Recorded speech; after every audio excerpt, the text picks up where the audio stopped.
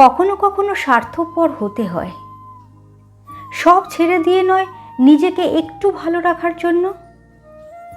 কারণ আপনি যদি নিজেকে অবহেলা করেন, একসময় সবাই সেটাকেই স্বাভাবিক ধরে নেয়।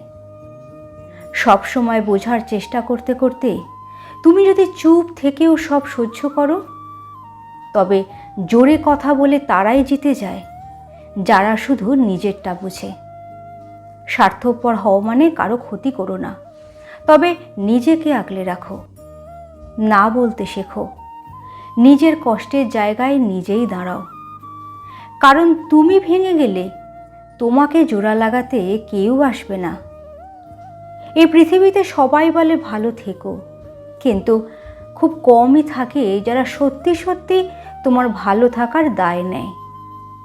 তাই হ্যাঁ, কখনো কখনো স্বার্থপর হতেও হয়, শুধু নিজেকে রক্ষা করার জন্য।